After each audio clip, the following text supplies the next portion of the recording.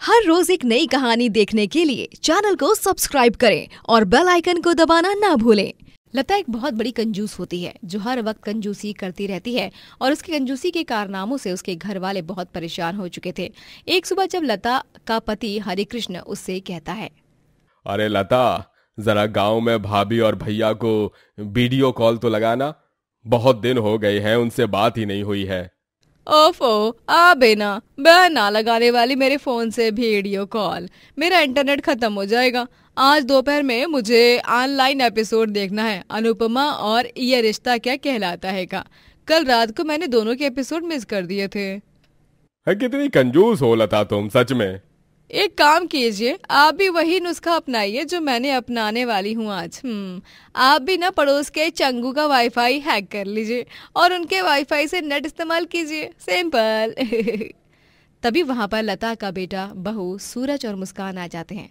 माँ जी, आप इतनी बड़ी कंजूस मक्खी चूस हो कि आप इंटरनेट तक दूसरों का इस्तेमाल करती हो और खुद बचत करती हो। ओए मुस्कान बहू, ज्यादा जबान मत चलाना वरना ये तेरी कंजूस मक्खी चूस सास तेरा खून चूस लेगी, समझी ना। खून तो चुड़ैलें चूसती है ना, लेकिन तो इसका मतलब आप भी चुड़ैल हो। मुस्कान, एनफ। और माँ, आप कब कंजूसी करना छोड़ने वाली हो? पापा ये लीजिए, मैंने ताऊ जी को वीडियो कॉल लगाया है, आप बात कर लीजिए उनसे। अरे ठीक है सूरज बेटा। लता हर रोज पड़ोस की कुंती जी के घर का अखबार चुरा कर खुद पढ़ती है और 8 बजते ही उनके दरवाजे पर वापस रख कर आती है। एक दिन कुंती लता को रंगे हाथों पकड़ लेती है और सुबह सुबह पूरे मोहल्ले के सामने तमाशा करती है। अच्छा, तो ये तेरी करामात है लता, तू ही है वो चोरनी जो सुबह सुबह हमारा अखबार चुराती है और फिर 8 बजे पढ़कर वापस रख देती है। सुन लो मोहल्ले के वासियों, अखबार चोरनी है ये। कुंती, तेरे दिमाग में भूसा भर चुका है क्या? मैंने कुछ नहीं किया है। अरे ये तेरा अखबार मेरे घर पर गलती से डालकर गया था डिलीवरी बॉय, इसीलिए मैं तुझे वापस देने आई थी। अरे चुप हो जा तू, ज्यादा भोली बनने की जरूरत नहीं है क्योंकि तू उतनी भोली है ही नहीं। घर पर लता को बहुत डांट पड़ती है। अरे 1.5 रुपए के अखबार को तुम चुरा कर पढ़कर वापस रख देती हो। माँ, अगर ऐसा ही है तो आप खुद अखबार मंगवाया करो ना अपना। क्यों मंगवाएंगी ये? अरे इनके अंदर कंजूस चुड़ैल की आत्मा जो घुस गई है। अरे हाँ, तो इसमें गलत ही क्या है बताओ? 1.5 रुपए बचा बचा कर मैं पूरे साल में हजारों रुपए बचा लेती हूँ। क्यों अखबार पढ़ने के लिए पैसे वेस्ट करना? और तू कलमुई चुड़ैल, तू तो है ही डायन कहीं की। हाँ। फिर एक दिन जब मुस्कान सबके लिए नए अचार की बोतल लाती है, तभी लता उस बोतल को मुस्कान के हाथ से छीन लेती है। माँ जी, आपने मेरे हाथ से ये बोतल छीनी क्यों? क्योंकि घर में पहले से अचार की बोतल पड़ी हुई है। लेकिन बेटा, उसमें का अचार तो कब का खत्म हो चुका है, क्या तुम भी? कुछ खत्म वतम नहीं हुआ है सूरज के पापा, ये देखो। लता चम्मच से उस बोतल के अंदर की साइड से बचा खुचा चिपका हुआ अचार निकालने लगती है और मुस्कान, हरे कृष्ण और सूरज ये दृश्य देख अपने सर पकड़ लेते हैं। ये देखो, अब भी इस बोतल में उतना अचार है कि मैं पूरे गांव को खिला सकूं। सूरज, लगता है तुम्हारी माँ को कंजूसी की बीमारी हो चुकी है, इन्हें डॉक्टर को दिखाना पड़ेगा। अरे बीमार तो तू हो गई है। अरे सूरज बेटा, इसे तू डॉक्टर के पास नहीं बल्कि सीधे पागल खाने छोड़ दे, क्योंकि इसकी असली और सही जगह वहीं पर है।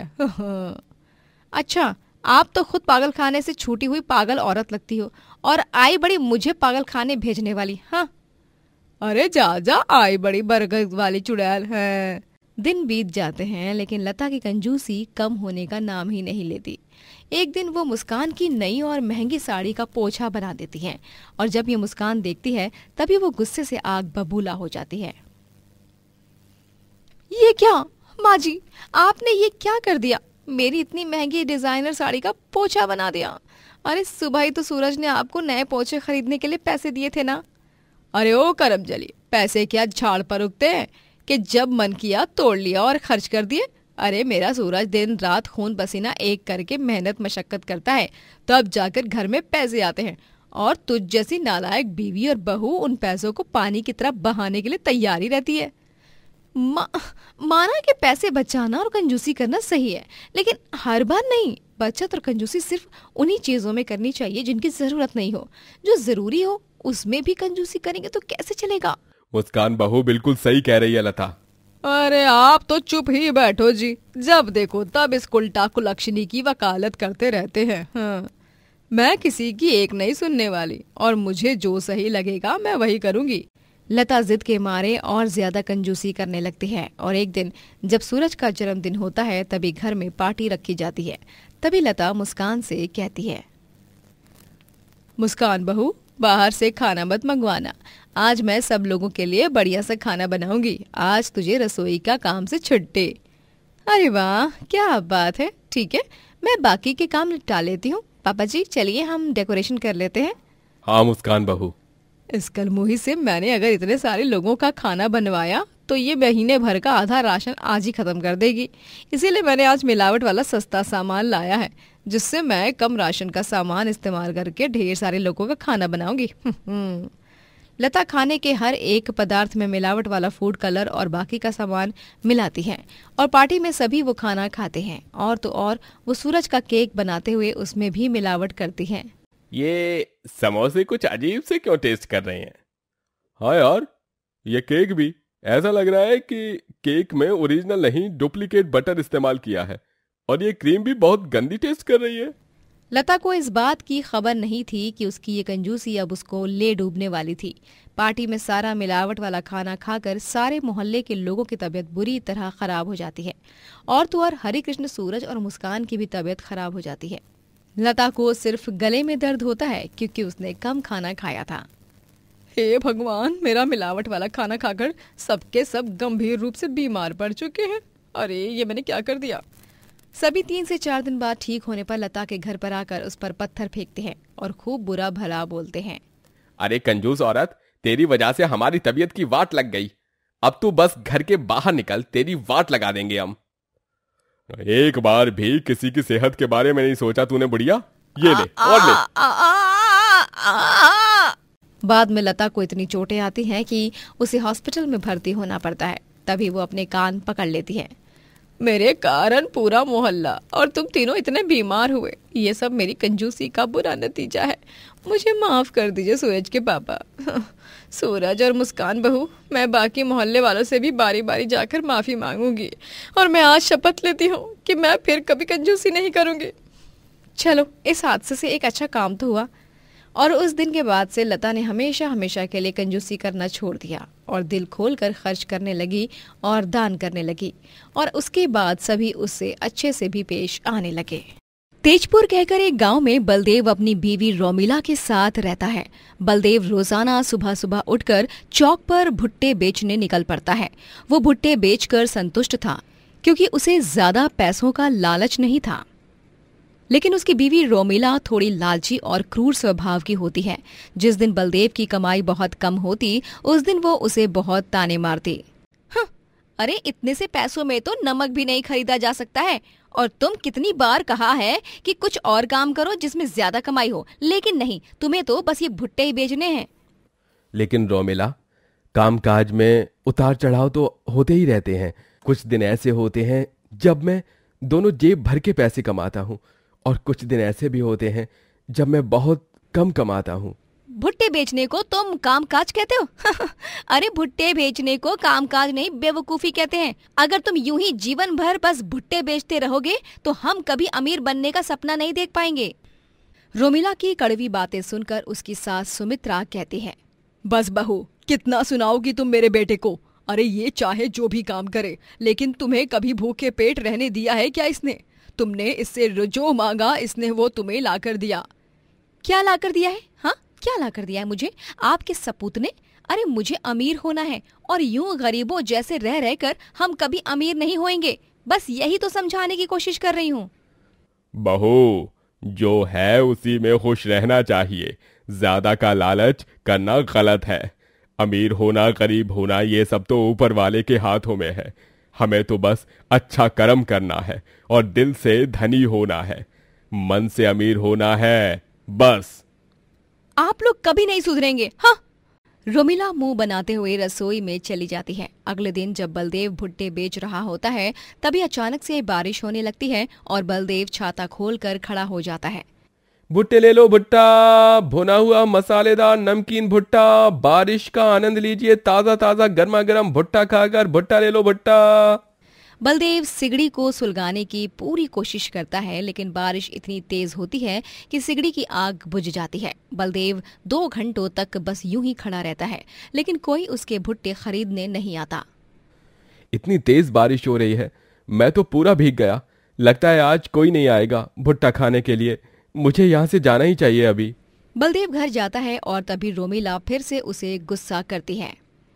वाह जी वाह, आज भी तुम्हारी बोनी नहीं हुई ना? अरे मौसम विभाग ने चेतावनी दे दी है, अब अगले हफ्ते तक तूफानी बारिश होने वाली है। ऐसे में तुम्हारे भुट्टे खरीदने कौन आएगा? इसीलिए जो मैं कह रही हूँ वो सुना करो। हाँ, पता नहीं मैंने तुमसे शादी ही क्यों की।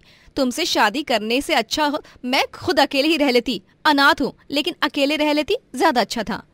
कैसी बातें कर रही हो रोमिला? अब बोनी नहीं हो पाई, मैं क्या करूं उसमें? तभी बलदेव के पिताजी प्रताप कहते हैं, बलदेव बेटा, मेरे दोस्त के पास एक ठेला है जो अब उसके किसी काम का नहीं है। क्यों ना तुम उस ठेले को चौक पर लगाकर भुट्टा बेचो। अरे वाह पापा, ये तो बहुत अच्छा हुआ। अब मैं ठेले से छाता लगाकर ठेले में अच्छे से भुट्टा भून सकता हूँ।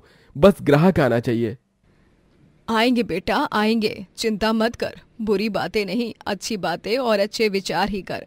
कुछ लोगों की जुबान और मन दोनों ही बुरे होते हैं। हाँ। प्रताप के दोस्त के ठेले को लगाकर बलदेव अब आसानी से भुट्टा बेच पाता है। 1-2 दिन बाद जब बारिश अपना रौद्र रूप शांत कर लेती है, तब प्रताप के ठेले पर ग्राहक आने लगते हैं और उसकी अच्छी कमाई भी होने लगती है। वो अब बहुत खुश था। अरे वाह, धन्यवाद भगवान जी, 3 दिन बाद आज अच्छी कमाई हुई है।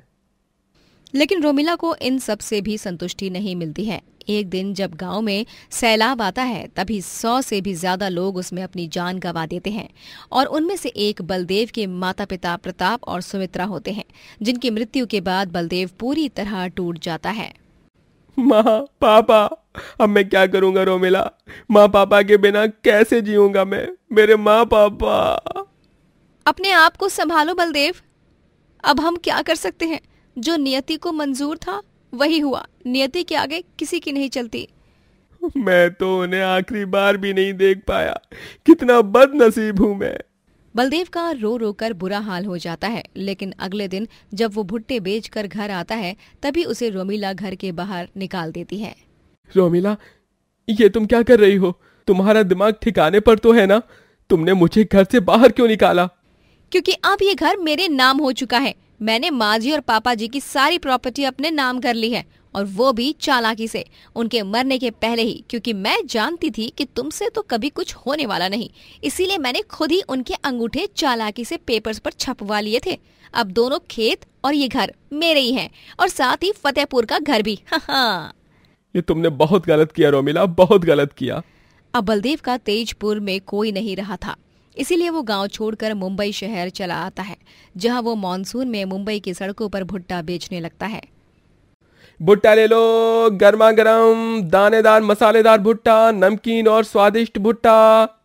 अरे वाह वाह वाह, ये नमकीन और मसाले से छिड़के हुए मक्के के भुट्टे तो बहुत ही बढ़िया है। मजा ही आ गया यार। और नहीं तो क्या, मुंबई की बारिश और भुट्टा, और क्या चाहिए जीवन में। अरे बलदेव भाई, आज तक मैंने मुंबई में जितने भी भुट्टे खाए हैं वो सब तुम्हारे भुट्टे के सामने फेल हैं। मैं और 2 भुट्टे खाऊंगा, और हाँ, इस बार ज्यादा नींबू निचोड़ना। धन्यवाद भाई साहब, अभी देता हूँ। हाँ। बलदेव मुंबई में भुट्टे बेचकर बहुत पैसे कमाने लगता है, और वो 2 महीने में ही अपनी एक दुकान खोल लेता है, जिसमें वो भुट्टे बेचता है। सभी उसके मजेदार और उम्दा स्वाद वाले भुट्टे खाकर उसकी खूब तारीफ करते हैं। बलदेव के पड़ोसी छवन काका बहुत अच्छे हैं और भले इंसान होते हैं। एक दिन वो उसे आकर कुछ ऐसा बताते हैं जिसे सुनकर बलदेव के होश ही उड़ जाते हैं। क्या? ये आप क्या कह रहे हैं? ये देखिए, ये है मेरे माँ पापा की तस्वीर। क्या आपने इन्हें ही देखा है? हाँ बाला, मैंने उस दिन ही तुम्हारे घर पर दीवार पर टंगी हुई ये तस्वीर देख ली थी, और मैंने इन दोनों को ही उस वृद्धाश्रम में देखा था। मेरा यकीन मानो। बलदेव छवन काका के साथ उस वृद्धाश्रम में जाता है और वो वहां पर अपने माता पिता को देखकर हैरान रह जाता है। वो रोते हुए उनके गले लगता है। वो दोनों उसे बताते हैं कि उन्हें वहां पर रोमिला ने भिजवाया है। क्या? हाँ बेटा, हम उस सैलाब में नहीं मरे थे, बल्कि हम तो घर के बाहर भी नहीं निकले थे। उस सैलाब का बहाना बनाकर उसने तुम्हें झूठ कहा और हम दोनों को यहाँ वृद्धाश्रम भेज दिया। उसने हमारे साथ बहुत गलत किया बेटा। लेकिन अब उसके साथ बुरा होने वाला है। अब मैं उसे छोड़ूंगा नहीं। बलदेव सुमित्रा और प्रताप के साथ तेजपुर वापस आ जाता है और पुलिस कंप्लेन करके पुलिस को घर ले जाता है, जहां पुलिस रोमिला को गिरफ्तार कर लेती है। लेकिन तुमने इन्हें ढूंढा कैसे? किस्मत ने मुझे मेरे माँ पापा से फिर से मिला दिया, क्योंकि भगवान जी चाहते थे कि तुम जैसे दुष्टों का संहार हो। बलदेव अंत में अपने माता पिता संग एक हो जाता है और रोमिला को जेल की सजा हो जाती है और बलदेव सुमित्रा और प्रताप के साथ शहर में भुट्टे बेचकर बहुत अमीर हो जाता है और खुशी खुशी रहने लगता है। राधिका की शादी अनिरुद्ध से होती है। अनिरुद्ध एक बहुत ही नेक और भला आदमी होता है। मेघना के ससुराल में उसकी सास जानकी और ससुर रंजीत, दादी सास सुजाता और ननद मोनिका होते हैं। अनिरुद्ध, तुमसे पहले मैंने एक हैवान से प्यार किया था। उसने मुझे इतना बड़ा धोखा दिया था कि मेरा प्यार से भरोसा ही उठ गया था। लेकिन फिर तुम मेरी जिंदगी में आए और तुमने मेरी जिंदगी को खुशियों से भर दिया। मेरा प्यार पर फिर से विश्वास जागा। Thank you Anirudh. राधिका, तुम्हें थैंक यू कहने की कोई जरूरत नहीं है। तुम मेरी जिंदगी हो, और कौन इतनी लविंग, केयरिंग और खूबसूरत वाइफ नहीं चाहेगा? बोलो बोलो। राधिका के हाथ की कचौड़ियाँ सबकी पसंदीदा होती हैं। सभी उसकी कचौड़ियों को खाकर उसकी खूब तारीफ करते हैं। अरे वाह वाह वाह जानकी, सीख कुछ अपनी बहू से।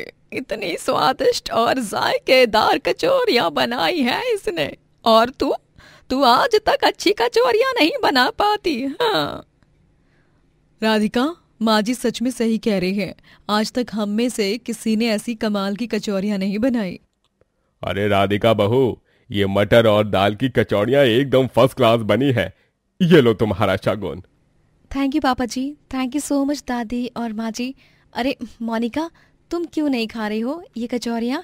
और ये शुगर फ्री लड्डू, इन्हें तो खा लो। मुझे कुछ नहीं खाना है। सबको तुम्हारे हाथ का खाना पसंद होगा, लेकिन मुझे नहीं। मैं जा रही हूँ। मोनिका वहां से उठकर चली जाती है।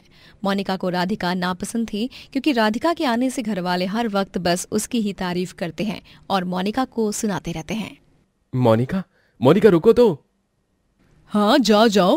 अरे राधिका की तरह 1% भी बन जाओ तब मैं मानूं, लेकिन तुम्हें तो राधिका के बारे में कुछ कहने पर तुम्हारे नाक पे गुस्सा आ जाता है। हाँ, क्योंकि मैं जैसी हूँ वैसी ही सही हूँ। मुझे इस बहन जी राधिका की तरह नहीं बनना। हाँ, बचपन से ही ये लड़की बदतमीज है। न जाने क्या होगा इसका आगे, किसी की सुनते ही नहीं है। पापा जी रहने दीजिए ना, आप कचौरियाँ खाइए। जब मोनिका का गुस्सा शांत हो जाएगा वो अपने आप आ जाएगी।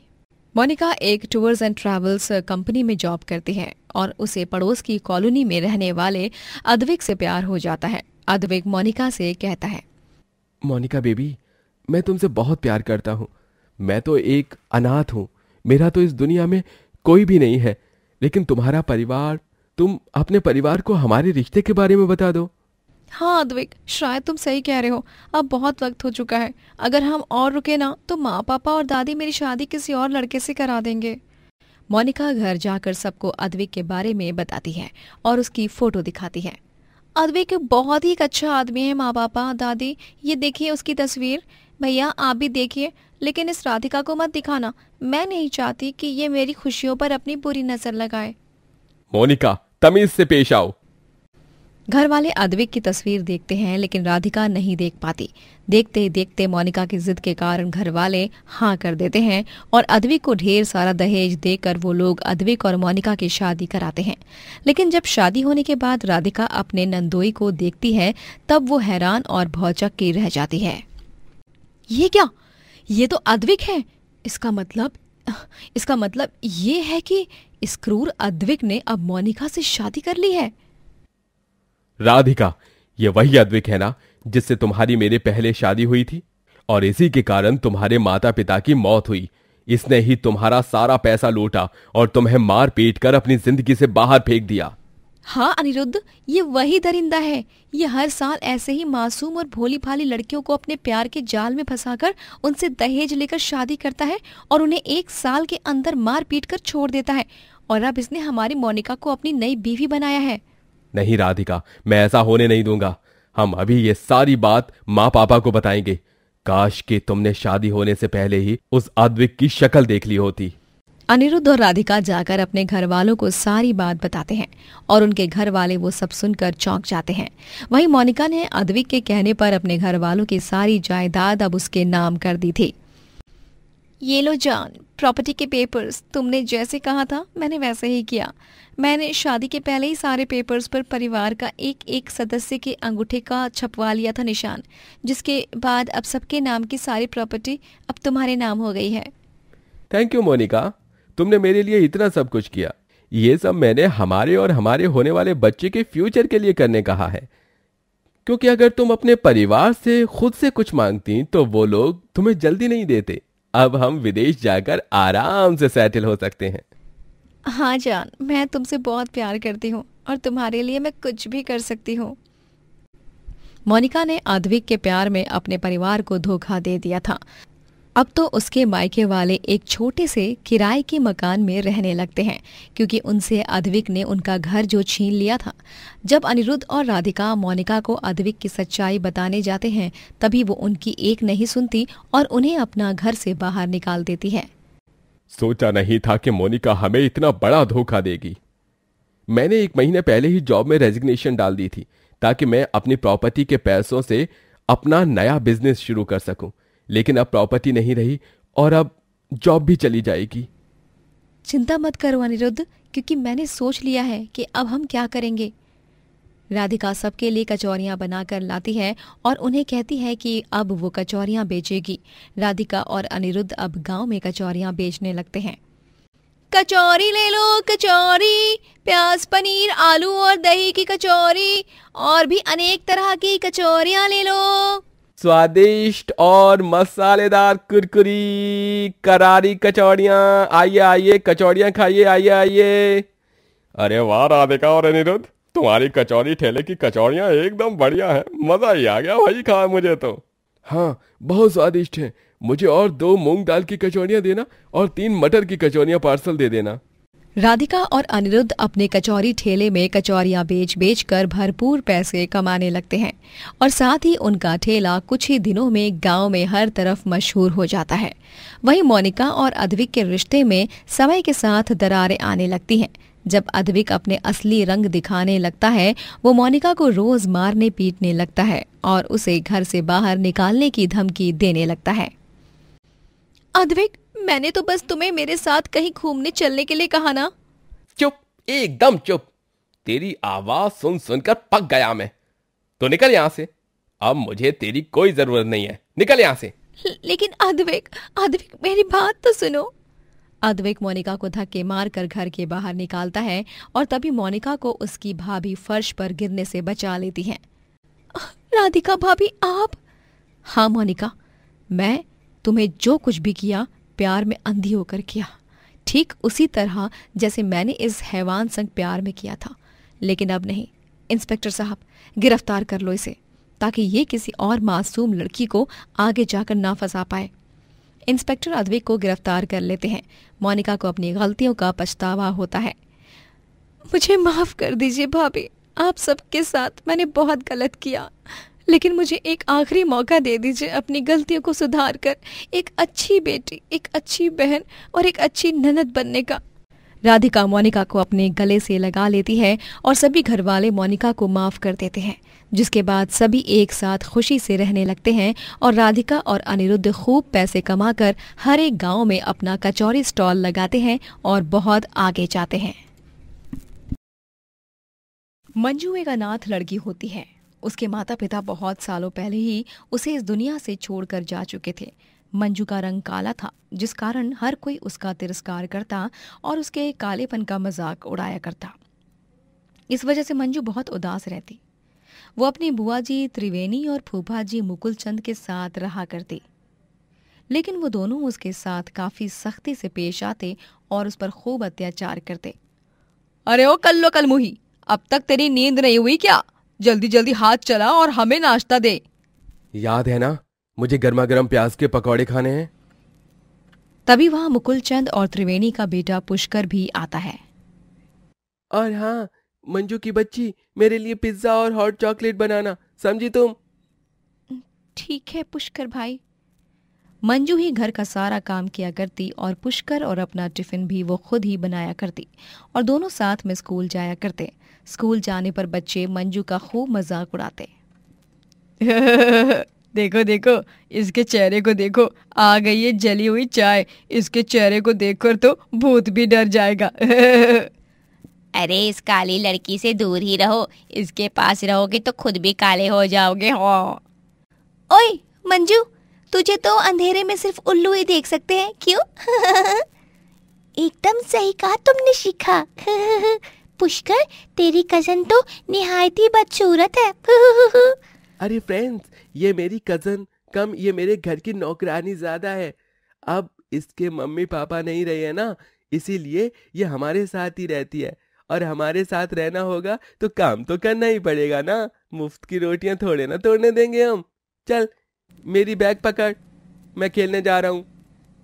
पुष्कर अपनी बैग मंजू को थमाकर खेलने चला जाता है।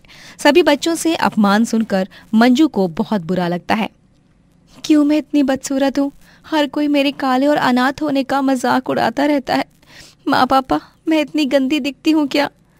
मंजू स्कूल के पीछे एक पेड़ के पास बैठकर खूब रोती है। एक दिन जब मंजू और पुष्कर दोनों की स्कूल फीस भरने के लिए मुकुलचंद के पास पैसे कम होते हैं, तभी मेरे पास तो कम पैसे ही है, इतने पैसों में तो मैं सिर्फ पुष्कर की ही फीस भर पाऊंगा। हाँ तो भर दीजिए इस करमजली का, वैसे भी पढ़ लिख कर कौन सा भला होने वाला है। हाँ, ये तो वैसे भी हमारे घर की नौकरानी ही बनकर रहने वाली है। ऐसा मत कहिए बुआ जी, मुझे पढ़ लिख कर अपने माता पिता का नाम रोशन करना है। मेरे लिए पढ़ना बहुत जरूरी है। प्लीज बुआ जी, प्लीज फूफा जी। नहीं, तू बस हमारी जी हुजूरी करने के लिए पैदा हुई है, नाम रोशन करने के लिए नहीं। तेरे माँ बाप तो जा चुके हैं तुझे इस दुनिया से छोड़कर। तू क्या उनका नाम रोशन करने के बारे में सोच रही है? ये आप क्या कह रही हैं बुआ जी? बस बहुत हुआ तुम्हारा मंजू, तुम स्कूल नहीं जाओगी, मतलब नहीं जाओगी, समझ गई तुम? मंजू को स्कूल जाने से रोक दिया जाता है और त्रिवेणी और मुकुलचंद उसे घर के काम ही कराते रहते हैं। मुझे स्कूल में जाना है और पढ़ना है, ये कैसा जीवन है भगवान जी? मैं ऐसा क्या गलत किया मैंने जिसकी सजा मुझे भुगतनी पड़ रही है? ओए नासपीटी, क्या अकेले अकेले में बड़बड़ा रही है? चुपचाप काम पर ध्यान दे। और हाँ, ये काम खत्म होने के बाद ऊपर मेरे कमरे में आ जाना, मेरे सर और घुटनों की मालिश करने। ठीक है बुआ जी। मंजू बेचारी दिन भर बस काम ही करती रहती, जिस कारण उसकी तबीयत बहुत बिगड़ने लगती है। एक दिन अचानक से गांव में भूकंप आ जाता है और उस भूकंप में मंजू अपने गांव से दूसरे गांव चली जाती है। अगली सुबह जब वो अपनी आंखें खोलती है तब वो अपने आप को एक जंगल में पाती है। आंखें मलते हुए मंजू झट से उठती है और चारों तरफ नजर घुमाती है। लगता है मैं दूसरे गांव में आ चुकी हूँ। कल जो भूकंप आया था उसके बाद ही ये हुआ है। भगवान करे मेरे गांव के सभी निवासी, बुआ जी, फूफा जी और पुष्कर भाई सुरक्षित हो। उन्होंने मेरे साथ जो किया है बहुत गलत किया है, पर है तो वो मेरे अपने ही। मंजू उस जंगल में दर दर भटकने लगती है। उसके पाँव में एक कांटा चुभ जाता है, जिस वजह से उसे चलने में दिक्कत होने लगती है और काफी खून भी बह जाता है। मेरा पैर, मैं कैसे चल पाऊंगी? लेकिन पैर में चोट होने के बावजूद भी मंजू साहस करके आगे चलती है, क्योंकि उसे कैसे भी करके जल्द से जल्द उस घने जंगल से बाहर निकलना था, क्योंकि वो जंगल जंगली जानवरों से भरा हुआ था। कुछ दूर आगे चलने पर उसे दलदल में फंसा एक आदमी दिखाई देता है। वो उस आदमी को देख चौंक जाती है और तुरंत उसकी मदद के लिए दौड़ती है। उसके पैरों से खून और ज्यादा खून बहने लगता है, लेकिन वो रुकती नहीं है और दौड़ती ही जाती है। काका, मैं आ रही हूँ। वो आदमी दलदल में पूरी तरह डूबे उससे पहले वहां पर मंजू आकर उसे दलदल से बाहर निकालती है। वो आदमी उसका शुक्रिया अदा करता है। शुक्रिया बेटी, तुम्हारे कारण आज मेरी जान बच गई। इतना कहकर वो आदमी तुरंत एक जादूगर में बदल जाता है। इसके बाद उसे ऐसा करते देख मंजू बिल्कुल भौचक्की के रह जाती है। आप एक जादूगर हो? हाँ बेटी, मैं एक जादूगर हूँ और मैं इंसानियत की खोज करने निकला हूँ। तुम्हारा तन काला है लेकिन तुम्हारा मन उससे कहीं ज्यादा सुंदर है। और तो और तुम्हारे पैर में इतनी गंभीर चोट लगी है, उसके बावजूद भी तुमने मेरी मदद करने के बारे में सोचा और खुद के दर्द को भुलाकर मेरी मदद के लिए दौड़ पड़ी। जादूगर मंजू को एक जादुई थाली देता है और कहता है कि मंजू जिस भी खाद्य पदार्थ का इसमें नाम लेगी वो उस थाली में प्रकट हो जाता है। अरे वाह, ये तो गजब हो गया। अब इस जादुई थाली की मदद से मैं अपना ढाबा खोल सकती हूँ और तो और गरीबों को भी खाना दे सकती हूँ और साथ ही स्कूल में जाकर पढ़ाई भी कर सकती हूँ। कितने नेक और अच्छे विचार वाली हो तुम मंजू बिटिया। जाओ जी लो अपनी जिंदगी। धन्यवाद जादूगर काका। 1 मिनट कहाँ निकली? माना कि तुम्हें सुंदरता की कोई जरूरत नहीं है क्योंकि तुम्हारा मन सुंदर है, लेकिन फिर भी मैं अपने जादू की मदद से तुम्हारे काले चेहरे को गोरा बना देना चाहता हूँ। सच? जादूगर मंजू के काले चेहरे को अपने जादू के जरिए गोरा बना देता है और वहां पर एक शाही आईना भी प्रकट करता है जिसमें अपने गोरे चेहरे को देखकर मंजू बहुत खुश हो जाती है। अरे वाह, ये तो कमाल हो गया। आपका बहुत बहुत धन्यवाद जादूगर काका, मैं बहुत खुश हूँ। यूं ही सदा खुश रहो मंजू बिटिया। मंजू उस जादुई थाली के जादू से ढेर सारा खाना प्रकट करके एक ढाबा खोलती है और उसमें वो खाना बेचने लगती है। वो गरीबों को भी खाना देती है और स्कूल जाकर पढ़ने भी लगती है। ये लीजिए दामू काका, आपके छोले भटूरे और शीला मौसी आपका लच्छा पराठा और आलू गोभी की सब्जी। अरे वाह वाह, बहुत ही स्वादिष्ट खाना है भाई। सच में मेरा तो इन छोले भटूरे को खाकर दिन बन गया। अरे ऊपर से ये पराठा, हाय हाय हाय। सच में तुम इतनी सी उम्र में इतना अच्छा काम कर लेती हो। तुम्हारा क्या ही कहना मंजू बिटिया, भगवान तुम्हें और सफलता दे। मंजू अब उस जादुई थाली के सहारे ढाबे पर खाना बेचती है और ढेर सारे पैसे कमाकर वो एक बड़े बंगले में रहने लगती है। वो पढ़ लिख कर शहर में बस जाती है और वहाँ पर अपने ढेर सारे रेस्टोरेंट ओपन करती है और इस तरह वो अपने जीवन में खूब आगे जाती है। रंजनपुर कहकर एक गांव में सयूरी मोमोज वाली बहुत मशहूर होती है। उसके हाथ के मोमोज चखकर हर कोई उनका बहुत बड़ा फैन बन जाता है और उसकी भर भर कर तारीफें करता है। ये लीजिए काका, आपके 2 प्लेट स्टीम्ड मोमोज और आपके फ्राइड मोमोज। अरे वाह वाह वाह सयूरी, क्या मोमोज बनाती हो तुम। सच में मेरा गांव नेपाल में है और तुम नेपाल जैसे ही मोमोज बनाती हो। अरे वाकई में तुम्हारे हाथ के मोमोज खाकर तो मन कर रहा है और खाऊं। इतने स्वादिष्ट मोमोज बनाने के पीछे का राज क्या है भाई, जरा हमें भी तो बताओ। कुछ नहीं भाई साहब, मैं तो केवल खुले मन से सबके लिए मोमोज बनाती हूँ और पूरे सच्चे मन से किया गया हर एक काम अच्छा नतीजा ही देता है। सुंदर, अति सुंदर, बहुत ही नेक विचार हैं तुम्हारे सयूरी। सयूरी का मोमोज ठेला अच्छे से चल रहा था। वो अच्छे खासे पैसे कमाकर अपने बूढ़े माता पिता अशोक लाल और चित्रा का ध्यान रख रही थी। एक दिन गांव में नटवरलाल नामक एक आदमी आता है जो अपना खुद का मोमोज ठेला लगाता है, लेकिन वो देखता है कि सयूरी के मोमोज ठेले पर काफी ज्यादा भीड़ जमी हुई है। ये क्या, इस सयूरी मोमोज वाली के ठेले पर इतनी भीड़ है और मेरे ठेले पर तो एक मक्खी भी नहीं मंडरा रही है। पता नहीं ऐसी कौन सी जादुई सामग्री मिलाती है ये सयूरी अपने मोमोज में, जो सभी इसके मोमोज के दीवाने हो गए हैं।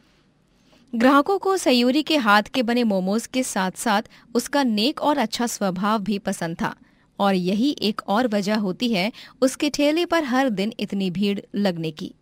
चाहे गर्मी हो, बरसात हो या बर्फबारी, सयूरी के ठेले पर हर दिन भीड़ लगी होती है। सयूरी की इस तरक्की को देखकर नटवरलाल को बहुत जलन महसूस होती है और वो अपने शैतानी दिमाग में सयूरी के खिलाफ कुछ करने की योजना बनाने लगता है। बस अब बहुत हुआ इस सयूरी का राज। अब इसके मोमोज ठेले पर मैंने हमेशा हमेशा के लिए ताला नहीं लगवा दिया ना, तो मेरा नाम भी नटवरलाल नहीं। एक सुबह सयूरी अपने माता पिता अशोक लाल और चित्रा को नाश्ता देकर, चलिए माँ पापा, मैं ना ठेले पर जा रही हूँ, दाल सब्जी और फुलके बना दिए हैं, खा लीजिएगा। हाँ, ठीक है सयू बेटा, ध्यान से जाना।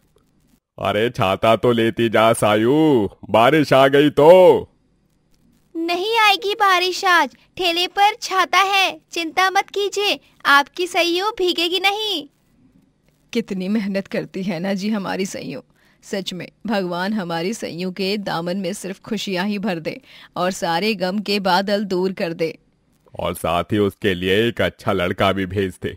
2-3 सालों में सयूरी 30 की हो जाएगी। मुझे तो उसकी शादी की ही चिंता सताती रहती है हर पल। उस दिन सयूरी फटाफट चलते हुए ठेले पर जा रही थी। उसे रोज के समय से उस दिन कुछ ज्यादा ही लेट हो गया था। चल चल सयूरी, जल्दी चल, ग्राहक आकर खड़े होंगे मेरा इंतजार करते हुए। तभी अचानक से उसके सामने एक टेम्पो आती है जिसमें नटवरलाल बैठा होता है और नटवरलाल टेम्पो से सयूरी को ठोकता है और सयूरी वहीं पर खून से लथपथ होकर बेहोश हो जाती है।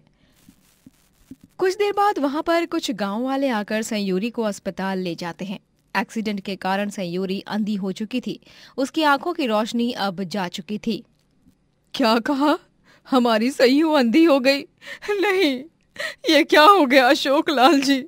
अब हमारी बेटी कुछ नहीं देख पाएगी। इतनी मेहनती और इतनी गुणवान लड़की हमारी सयू। क्या ऐसा कोई उपाय नहीं है डॉक्टर साहब जिसके द्वारा सयूरी की आंखों की रोशनी फिर लौट आए? नहीं अशोक लाल काका, सयूरी की आंखों की रोशनी अब कभी नहीं लौटेगी।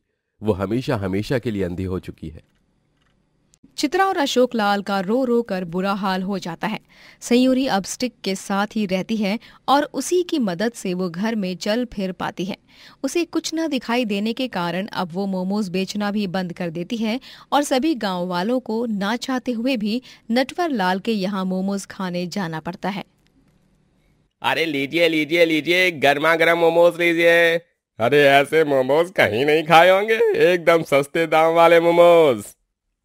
अरे ये मोमोज तो सच में बहुत ही सस्ते हैं, चल इन्हें खाते हैं।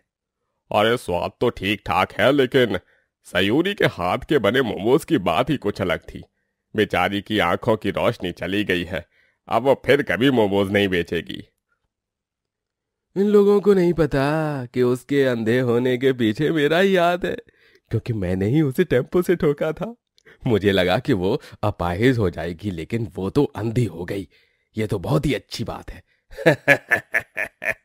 अब बस मेरा रास्ता साफ हो गया है और मैं सुकून से मोमोज बेचकर पैसे कमा सकता हूँ। नटवरलाल सस्ते दाम में मोमोज बेच तो रहा था, लेकिन वो उनमें कई सारे हानिकारक पदार्थ का मिश्रण करके मिलावट करके उन मोमोज को बेच रहा था। एक दिन सयूरी के दरवाजे पर एक गरीब बूढ़ा आदमी आता है और वो उससे कुछ खाने के लिए मांगता है। खाने के लिए? हे भगवान, माँ और पापा दोनों सो रहे हैं। अब मैं इन बूढ़े काका को खाना कैसे दूं? मैं इन्हें मना भी नहीं कर सकती। नहीं नहीं, मुझे कुछ ना कुछ तो बनाकर देना ही होगा इन्हें। मैं देख नहीं सकती हूँ, लेकिन महसूस ज़रूर कर सकती हूँ, और मोमोज बनाने के लिए लगने वाले हर एक सामान को मैं महसूस करके पता लगा सकती हूँ कि वो कहाँ है। सयूरी तुरंत रसोई में जाकर महसूस कर करके मोमोज बनाती है और उसके हाथ को गैस के गर्म झटके तो लगते हैं, लेकिन उसके बावजूद भी वो मोमोज बनाती है और उस बूढ़े आदमी को खाने के लिए देती है। उन मोमोज को खाकर बूढ़ा आदमी बहुत खुश हो जाता है और वो एक फरिश्ता में बदल जाता है जिसके पास जादुई शक्तियां होती हैं। वो अपनी जादुई शक्तियों से सयूरी की आंखों की रोशनी वापस लौटा देता है और फरिश्ते को देखकर सयूरी चकित रह जाती है। हाँ, ये क्या? आप एक फरिश्ता हो और आपने ही अपने जादू से मेरे आंखों की रोशनी वापस लाई? हाँ सयूरी, तुमने अंधे होने के बावजूद इतने जायकेदार मोमोज बनाए और मुझे खाने के लिए दिए। तुम्हारी इंसानियत के आगे मेरा जादू कुछ भी नहीं है। तुम सच में कमाल हो सयूरी, इसलिए मैं तुम्हारे भीतर जादुई शक्तियां दे रहा हूं जिनसे तुम बुराई का विनाश कर सको और अच्छे और नेक काम करके लोगों की जान बचा सको। हाँ फरिश्ता, लेकिन आप ये क्यों कह रहे हैं? क्योंकि नटवरलाल ही है वो शख्स जिसने टेम्पो से तुम्हें जानबूझकर ठोका था और अब वो मोमोज में मिलावट करके सस्ते दाम में बेच रहा है। पूरे गांव की तबीयत बिगड़ चुकी है और वो तुम ही हो जो अब पूरे गांव को बचाकर उस नटवरलाल का विनाश कर सकती हो। आप चिंता मत कीजिए फरिश्ता, अब ये संयूरी उस नटवरलाल को हर हाल में बर्बाद करके ही रहेगी। फरिश्ता संयूरी के भीतर जादुई शक्तियां देता है और संयूरी सीधे नटवरलाल के ठेले में जाती है और उसे जादुई शक्तियों के जरिए एक पिंजरे में कैद कर देती है, जिसमें उसे बहुत दर्द होता है और वो दर्द से कराहने लगता है। अरे बाहर निकालो मुझे इस पिंजरे से, सयूरी सयूरी मुझे इस पिंजरे से बाहर निकालो। निकालूंगी, लेकिन उसके लिए तुम्हें पूरे गांव से माफी मांगनी होगी और अपना सच कबूल करना होगा कि तुमने ही मुझे मारा था और तुम मिलावट करके पूरे गांव में मोमोज बेच रहे हो। ठीक है, मैं कबूल कर दूंगा ये सब। नटवरलाल पूरे गांव के सामने अपने सारे गुनाह कबूल करता है और फिर उसे जेल की सजा होती है। संयूरी अपनी जादुई शक्तियों से गांव के सभी बीमार लोगों को ठीक कर देती है और वो जादुई शक्तियों का त्याग करके फिर से सीधा सरल जीवन जीने लगती है और मोमोज बेचकर खूब सफल होती है। मनमोहन और उमा दोनों ही फतेहपुर में अपने छोटे बेटे ऋषि संग रहते थे। मनमोहन अपने पैरों से अपाहिज था, जिसके चलते वो घर पर ही रहता और चल फिर नहीं पाता और सारी जिम्मेदारियां उमा के कंधों पर आ गई थीं। उमा दूसरे लोगों के घर में जाकर खाना पकाती और अपना और अपने पति और बेटे का पेट पालती। मनमोहन जी, ये लीजिए खाना।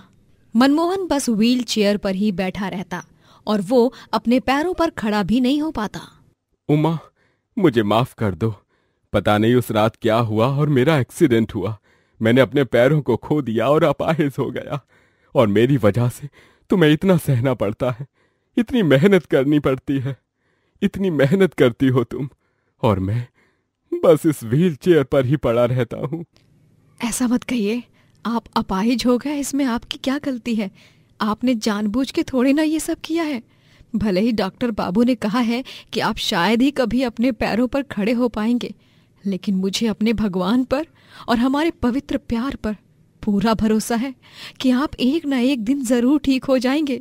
उमा और मनमोहन दोनों ही एक दूसरे से बहुत प्यार करते थे और उनका प्यार ही उन दोनों की ताकत भी था। उमा को तकलीफ ना हो, इसीलिए मनमोहन रोज सुबह जल्दी उठकर ऋषि को तैयार करता, उसके बाल बनाता, उसका टिफिन पैक करता और उसको पढ़ाई भी करवाता। कभी कभी व्हील चेयर पर बैठकर ही घर की अलमारी या कोना साफ कर देता। उमा 3 जगह पर खाना बनाने जाती और तीनों ही मालकिनें बहुत क्रूर होती हैं। अरे ओ हीरोइन, अच्छे से कूटना मसाले को, तेरे हाथ छिल जाएंगे, इसका डर है क्या तुझे? क्यों, किसको दिखाने हैं तेरे हाथ तुझे? डेट पे जाना है क्या, बेवकूफ कहीं की? नहीं नहीं मालकिन साहिबा, नहीं नहीं। हाँ, वैसे भी तुझे तो बस अपने उस अपाहिज पति से ही प्यार है। चल चल, मेरे पति को ऑफिस से आते ही भूख लग जाती है, जल्दी से खाना बना दे, समझी? मालकिन के मुंह से अपने पति के बारे में ऐसी बात सुनकर उमा को बहुत बुरा लगता है। उसकी आंखों से आंसुओं की धारा बहती है, प्यास काटने से नहीं, उसके दिल पर ठेस पहुंचने की वजह से। करवा चौथ का पर्व आता है और उमा भी मनमोहन के लिए व्रत रखती है। उमा, ये व्रत मत रखो, तुम्हें आज व्रत के दिन भी बाकी घरों में रसोई पकानी है, तुम्हें चक्कर आ जाएंगे। और रही बात मेरी लंबी उम्र की, तो तुम रोज सुबह शाम मंदिर में दीप जलाकर मेरी लंबी उम्र की कामना करती हो भगवान से, तो ये व्रत तो... नहीं मनमोहन जी, मैं आपकी अर्धांगिनी हूँ और मैं हमेशा की तरह इस साल भी आपके लिए करवा चौथ का व्रत रखूंगी। देखिए, करवा माता इस सुहागन की मांग को जरूर स्वीकार करेंगे और मेरे सुहाग को ठीक कर देंगी। माँ, आप फिर भी अपना ख्याल रखना, रात में हम तीनों भी छत पर जाएंगे, जल्दी आना। हाँ बेटा। उमा करवा चौथ के दिन भी तीनों मालकिनों के घर में जाकर रसोई में खाना पकाती है। पहली जगह के काम पर तो वो बिल्कुल सही से काम कर लेती है, दूसरी जगह भी वो सही होती है, लेकिन तीसरी जगह काम करते करते उसकी हालत खराब होने लगती है। ओ मैडम, कछुए की तरह काम मत कर, मशीन की तरह हाथ चला। आज शाम मेरी सारी सहेलियां आने वाले हैं और उनकी सास भी कथा पढ़ने और फेरी की रस्म भी होगी, तो तुम्हें करीबन 40 से 50 लोगों का खाना बनाना होगा और चांद निकलने तक यहाँ रुकना होगा, सबको स्नैक्स और नाश्ता परोसने के लिए, समझे? लेकिन मालकिन, व्रत तो मेरा भी है, मुझे भी तो कथा पढ़नी है, चांद की पूजा करनी है। अच्छा ठीक है, तो तुम भी किसी कोने में बैठकर अपनी कथा पढ़ लेना, लेकिन खाना तो तुम्हें पूरा बनाना ही होगा, समझी? बेचारी उमा अपने हाथों को तेज चलाने लगती है। उसे बहुत चक्कर आने जैसा महसूस होता है, उसका सर भी घूमने लगता है, पर फिर भी वो खाना बनाती ही रहती है, बिना सोचे, बिना रुके। शाम को मालकिन और बाकी सारी औरतें इकट्ठा हो जाती हैं और एक बूढ़ी औरत उन सब के बीच बैठकर उन्हें करवा चौथ की कहानी सुनाती है। फिर पत्नी करवा आपन सुहागन की चिल्लाहट सुन के भागे दौड़े चली आई और ऊ मगरमच्छ का कच्चे धागे से बांध दिए। और फिर उके बाद में हुआ यूं के उमा रसोई में खाना बना रही थी, लेकिन उसके कान बाहर बूढ़ी माई की कहानी पर थे और वो बस जय माँ करवा कहकर मन ही मन मुस्कुरा रही थी। फिर थोड़ी देर का समय लेकर वो रसोई में ही करवा माँ की तस्वीर लगाकर दीप जलाती है और उनकी पूजा आराधना करते हुए कथा पढ़ने लग जाती है। और पूरे भक्ति और भाव से वो आंखों में आंसू लिए करवा माँ से अपने पति की लंबी उम्र की प्रार्थना करती है। हे करवा माता, मेरे पति के पैरों को ठीक कर दो। मैं अपने पति को इस हाल में नहीं देख सकती, उन्हें बहुत दर्द होता है, लेकिन वो बताते नहीं है, मौन रहते हैं, क्योंकि मैं काम करती हूँ। इसीलिए मैं आज इस पवित्र रात में प्यार की पूजा करने वाले त्योहार पर आपसे अपने पति की लंबी उम्र की प्रार्थना करती हूँ। उमा अपनी पूजा पूरी कर लेती है और सभी को शरबत और नाश्ता परोसने लगती है। वही सारी औरतें और मालकिन चांद का इंतजार करती हैं और एक साथ गोल बनाकर बैठती हैं और पूजा की सजाई हुई थाली आपस में घुमाते हुए फेरी की रस्म करती हैं और गाती हैं। हाथों में पूजा की थाली आई रात सुहागों वाली, चांद को देखो हाथ में जोड़ू, करवा चौथ का व्रत मैं तोड़ू, तेरे हाथ से पीकर पानी दासी से बन जाऊं रानी, आज की रात जो मांगे कोई वो पा जाए रे, घर आजा परदेसी तेरा देश बुलाए रे, घर आजा परदेसी तेरा देश बुलाए रे। और इसी बीच उमा भी अपनी थाली सजा लेती है और घूंघट ओढ़कर उन सभी औरतों के बीच अपना चेहरा छुपाकर बैठ जाती है, ताकि मालकिन को शक न हो और वो चिल्लाए ना। मेरी फेरी की रस्म भी हो गई, जय माँ करवा। अब बस वक्त रहते ही मैं चांद आने से पहले मनमोहन जी के पास चली जाऊं, वो मेरी राह देख रहे होंगे। उमा अपनी फेरी की रस्म भी पूरी कर लेती है और फिर अपना सारा काम निपटाकर वो जल्दी से हाथ रिक्शा में बैठती है और अपने घर जाती है। अरे उमा, तुम आ गई? जी, वो थोड़ी सी देर हो गई। अच्छा सुनिए, ये कुर्ता आप देख लीजिए, मैंने आपके लिए बाजार से लिया था। लेकिन उमा, इसकी क्या जरूरत थी? सुहागन श्रृंगार करेगी तो उसका सुहाग क्यों नहीं? ऋषि, पापा की मदद करो, तब तक मैं भी तैयार हो जाती हूँ। उमा श्रृंगार करके लाल साड़ी में तैयार हो जाती है और मनमोहन भी लाल कुर्ता पहनता है। ऋषि भी सजता है और उमा अपनी पूजा की थाली लिए छत पर जाती है और फिर थाली छत पर रखकर फिर से नीचे आती है और व्हील चेयर से मनमोहन को भी छत पर ले जाती है। तीनों भी छत पर चांद की राह देख रहे हैं। तभी मनमोहन देखता है कि उमा का पैर छत पर से फिसलने वाला है और वो गिरने वाली है। मनमोहन का जी घबरा जाता है और उमा गिरे उससे पहले ही मनमोहन जोर से चिल्लाता है और अपने दोनों पैरों पर खड़े होकर उमा को बचाने के लिए भागता है। उमा! मनमोहन उमा की जान बचा लेता है और उमा और ऋषि दोनों भी मनमोहन को खड़े देख आश्चर्यचकित रह जाते हैं।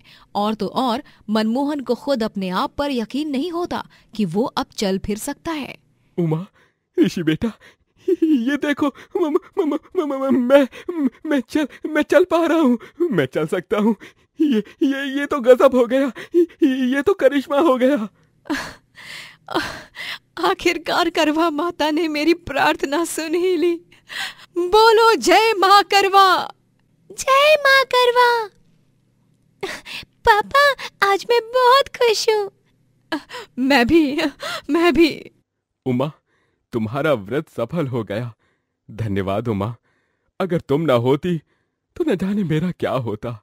करमपुर कहकर एक गांव में निमा, सिया और कीर्ति कहकर 3 बहनें रहती हैं जो अनाथ होती हैं। उनके माता पिता उन्हें इस दुनिया से छोड़कर जा चुके हैं। वो तीनों एक झोपड़ी में रहकर अपना गुजारा करती हैं। तीनों एक ढाबे में काम करती हैं। उस ढाबे का मालिक हरीश लाल बहुत ही घमंडी और बुरे स्वभाव का होता है। ओ त्रिमूर्ति, हाथों में मेहंदी लगाई है क्या तुम तीनों ने आज? अरे जल्दी जल्दी काम करो, वरना आज की कमाई में से पैसे काट लूंगा मैं। ठीक है मालिक। हरीश लाल तीनों बहनों संग सख्ती से पेश आता है। वो उन तीनों से बहुत सारा काम कराता है। सिया खाना बनाती है, कीर्ति सफाई करती है, तो वहीं निमा ग्राहकों को खाना परोसती है। उन तीनों को वहां पर काम करके अब पूरे 2 महीने हो चुके थे। तीनों हरीश लाल से अपनी तनख्वाह मांगने जाती हैं। तभी, मालिक 2 महीने पूरे हो चुके हैं, लेकिन आपने अभी तक हमारे पैसे नहीं दिए हैं। हमें हमारे पैसे दे दो ना मालिक। पिछले महीने भी आपने नहीं दिए थे। हमारे घर में खाने के लिए कुछ नहीं है। हमें एक किराए का घर में रहना है, अच्छा खाना खाना है, इसीलिए पैसों की सख्त जरूरत है मालिक। देखो, मैं तुम्हें पैसे नहीं दे सकता। फिलहाल मेरे पास थोड़ी पैसों की तंगी चल रही है। अगले महीने मैं तुम तीनों के 3 महीने के सारे पैसे दे दूंगा, ठीक है? लेकिन मालिक। अरे क्या लेकिन वेकिन लगा रखा है? काम से निकाला नहीं है, बस तनख्वाह लेट दे रहा हूं। शुक्र मनाओ कि तुम तीनों के पास काम है, वरना यहां वहां भीख मांगने की नौबत आ जाएगी तुम तीनों अनाथ बहनों की। हाँ, चलो अब जाओ, काम करो। हरीश लाल की बातें सुनकर बेचारी तीनों बहनें डर जाती हैं और वो काम पर लग जाती हैं। उनके पास पैसे नहीं होने के कारण उनका जीवन बहुत कठिन मोड़ से गुजर रहा था। कभी कभी तो तीनों बेचारी भूखे पेट ही सो जाती। ऐसे ही एक और महीना गुजर जाता है। तभी तीसरा महीना भी खत्म होने आया है। अब मुझे कुछ ऐसा करना होगा जिससे इन तीनों के 3 महीने की तनख्वाह मुझे देनी ही न पड़े, और वो क्या करना है मुझे अच्छी तरह से पता है।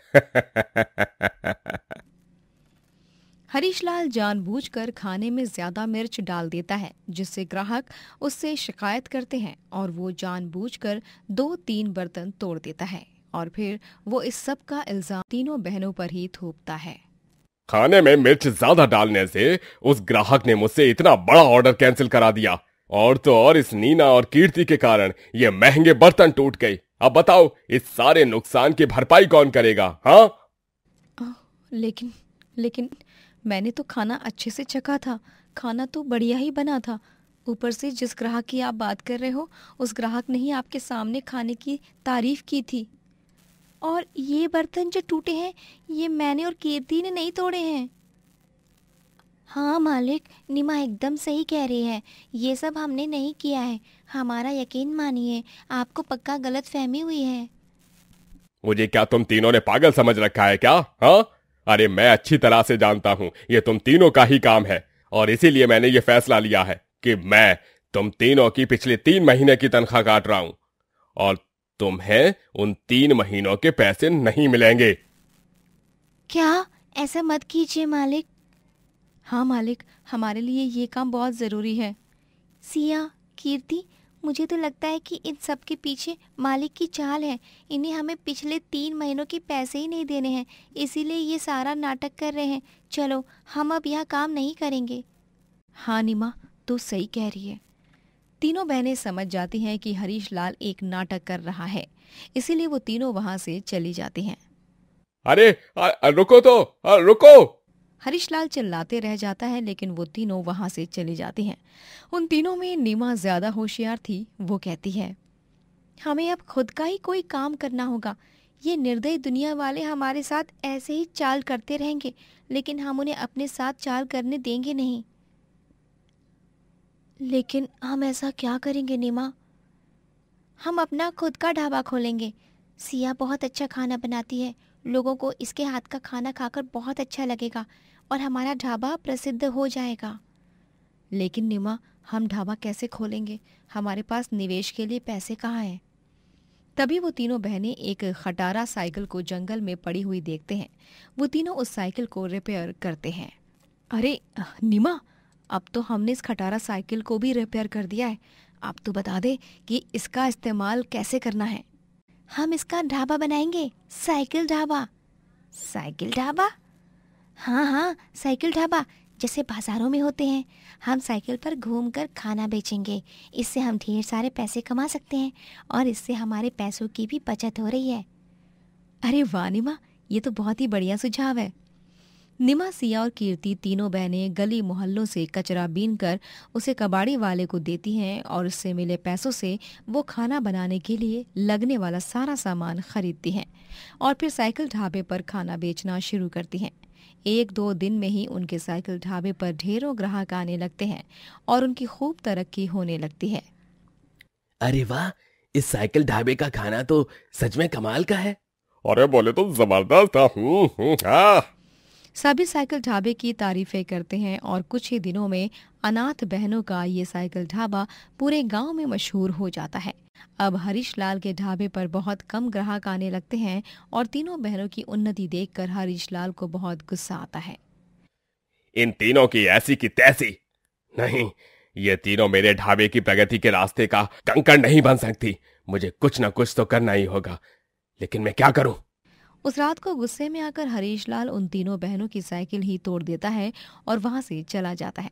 अगली सुबह जब तीनों अपनी साइकिल को देखती हैं, तभी साइकिल को कई टुकड़ों में टूटे हुए देखकर उनकी आंखों में आंसुओं की धारा बहने लगती है। ये क्या हो गया? अब हम क्या करेंगे? तीनों मंदिर जाती हैं और भगवान जी के सामने हाथ जोड़कर प्रार्थना करती हैं। भगवान जी, हमारी साइकिल भी नहीं रही, अब हम क्या करेंगे? साइकिल ढाबे के जरिए हमारे जीवन में फिर से खुशियाँ आ गई थी, लेकिन अब फिर से हमारी खुशियाँ हमसे छिन चुकी हैं। ऐसा हमारे साथ ही क्यों होता है भगवान जी? हमने किसका बुरा किया है? पहले हमसे हमारे माता पिता दूर हो गए और अब ये संकट के बादल पीछा नहीं छोड़ रहे। भगवान जी, हम तीनों की मदद करो। हम तो आपकी ही बेटियां हैं ना। हम तीनों अनाथ बेटियों की मदद करो भगवान जी। तभी अचानक से मंदिर में तेज हवाएं चलने लगती हैं और वहां पर स्वयं देवता प्रकट होते हैं। उन्हें देखकर तीनों अनाथ बहनें आश्चर्यचकित रह जाती हैं और उन्हें हाथ जोड़कर प्रणाम करती हैं। जय हो देवता जी की, जय हो देवता जी की, जय हो देवता जी की। सदा सुखी रहो बच्चियों। मैं जानता हूं कि तुम तीनों बहुत तकलीफ में हो, लेकिन अब और नहीं। अब मैं तुम्हें कुछ ऐसा देने वाला हूं जिससे तुम्हारी सारी मुसीबतें एक पल में ही समाप्त हो जाएंगी। लेकिन वो कैसे देवता जी? तभी देवता जी अपनी शक्तियों से मंदिर के बाहर एक बड़ा सा ढाबा प्रकट करते हैं, जिसे देख तीनों बहनें बहुत खुश हो जाती हैं। वाह, ये ढाबा तो बहुत ही सुंदर है, अति सुंदर। ये तुम तीनों का जादुई ढाबा है। इसमें तुम्हें कोई खाना बनाने की जरूरत नहीं है। जो खाना चाहिए उसका नाम लेने से ही वो प्रकट हो जाएगा। और तो और इस ढाबे को कोई हानि नहीं पहुंचा सकता है। जाओ बच्चियों, अपने जीवन में खूब तरक्की करो। तथास्तु। तीनों बहनें अब उस जादुई ढाबे में काम करने लगती हैं और बहुत सारे पैसे कमाती हैं। इस तरह वो तीनों अपने जीवन के सफर में खूब आगे जाती हैं। दोस्तों, अगर आपको ये कहानी पसंद आई तो लाइक करें, शेयर करें और कमेंट करके बताएं कि कहानी में आपको सबसे अच्छा क्या लगा।